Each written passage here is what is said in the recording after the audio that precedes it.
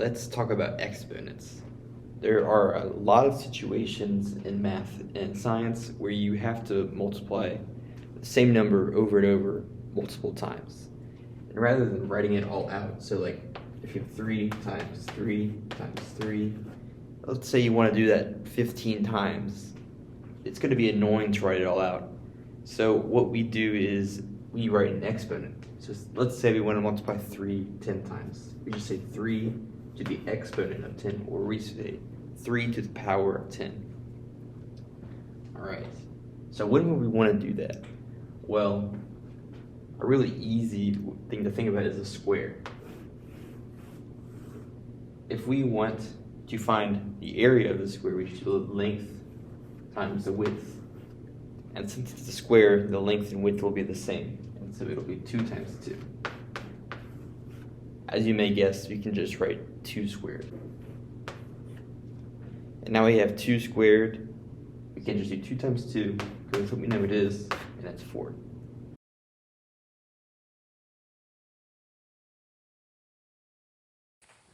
Something else related to powers is the reciprocal of a number. So the reciprocal is the number that we get, we divide by 1 by that number. So if we have 7, we want the reciprocal of 7, that is 1 divided by 7, or 1/7. You can guess the reciprocal of 3 is 1 divided by 3, or 1/3. And the reciprocal of 4 is 1/4. If we multiply the number and the reciprocal together, you might see that you would get 4 times 1/4, which equals 4 divided by 4, and that's going to be 1. So whenever we multiply a number by its reciprocal, we get a 1.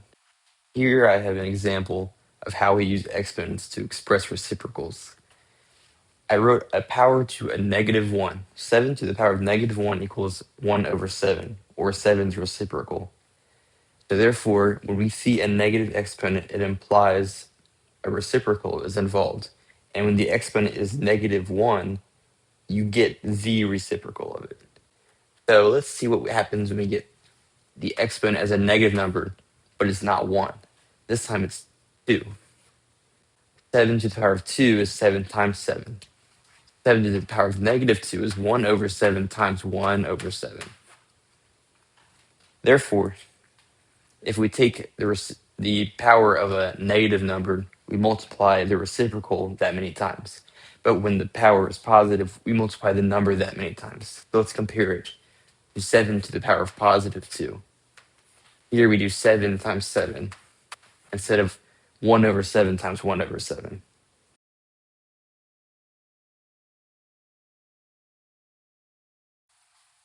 Here I have another exponent. This time the exponent is a fraction.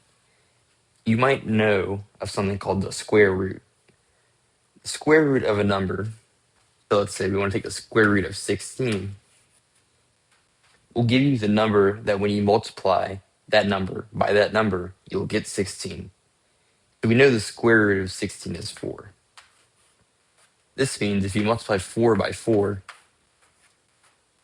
you're going to get 16.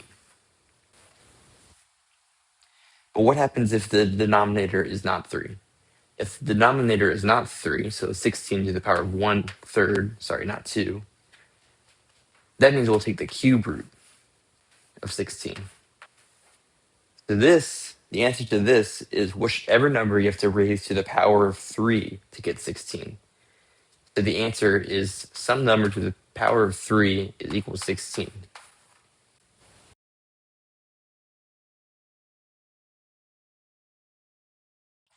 So here I have the rules laid out, but here more generally, so that you can solve any problem with them.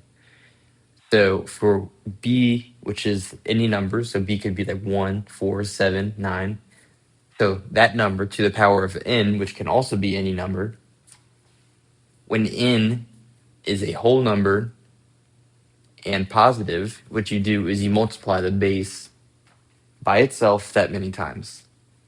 When the base is there, but now the exponent is negative, you take the reciprocal of the base and you multiply the reciprocal by itself n times.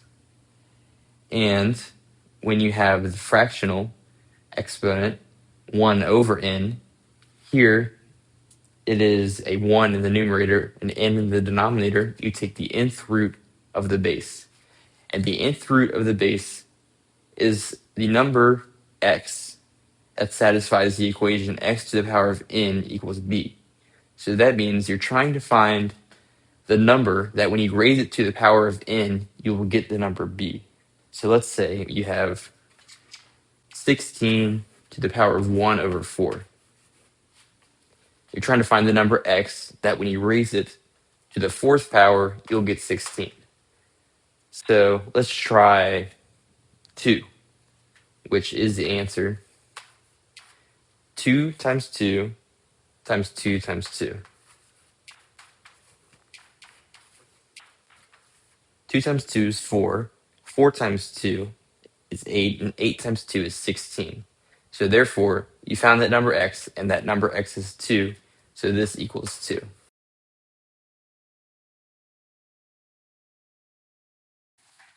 Here I have the most general form of the exponent, which will cover every base ever. Any problem you get, if you just resort to this and you understand this equation right here, you will be able to figure out exactly what it is talking about. So let's take a look at it. There are two cases for this equation. The first case up here is if the exponent is positive. And if you remember, a positive exponent means you don't take the reciprocal of that number. And that's exactly what you can see here. The only difference between these two is here you're taking the reciprocal of b before you're doing everything. So up here, the numerator represents the whole number component of the exponent.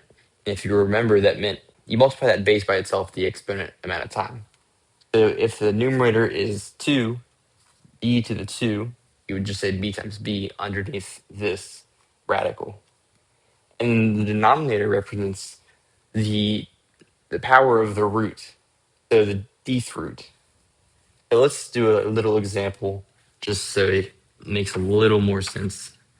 So let's say we have 4, which is b, to the power of n over d. So let's say n is 4 and d is 3. So if we look up this here, we can draw this root. You see the number here is a d, and so the d corresponds to the 3. So the third root, and in the root we're going to have b, which is 4, to the power of 4.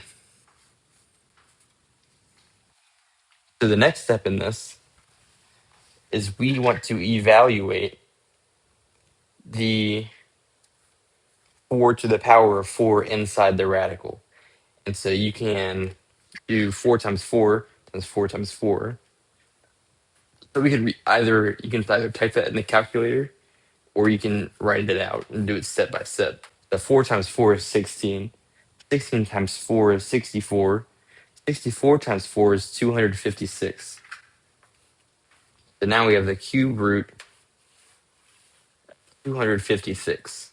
I had to type that in the calculator because it's not a whole number. And so this, the very end of all this will equal 6.34. And so that's how you evaluate one of these. Now for the bottom case, when the exponent is negative, all you need to do is take the reciprocal of this. So this is going to be 1/4 before you do any of that.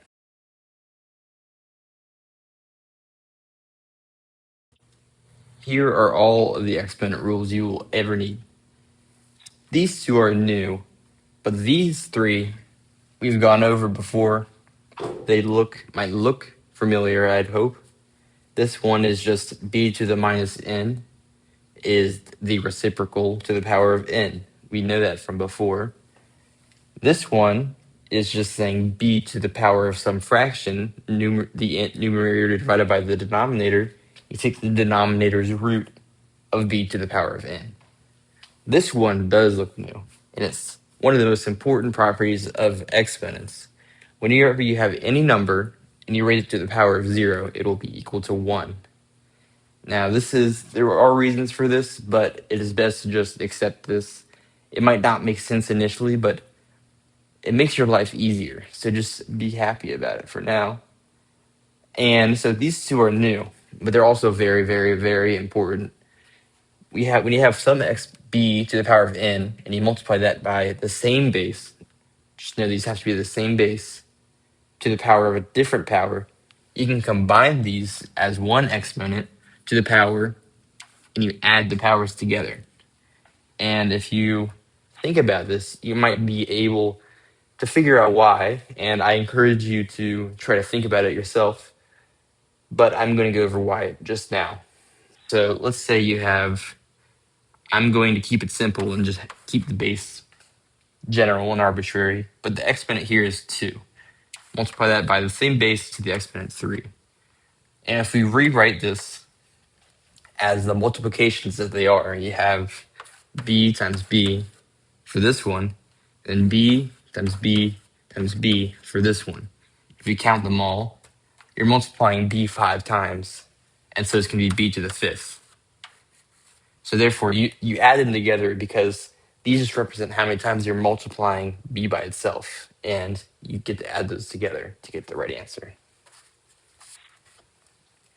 Now for the second one here, it's saying when you have a number raised to the power of some number n, and that whole number is raised to another power m, then you multiply these exponents. And I am confident that after that explanation, if you got it, you could 1000% figure out why this is the case. Because b to the n is you're multiplying b n times. And so if it was 5, you're multiplying b 5 times. So let's say n is 5. So it equals b times b times b times b times b. And now you're multiplying this whole thing m times. So let's do that. M is 2. So 5b's to the power of 2. So you're doing 5b's times 5b's, that's 10b's. And so this is the same thing as b to the 10. And so if you have n is 2, n is 5, n is 5, and m as 2, you just multiply these to get 10. And with these rules, you should be able to solve any exponent problem.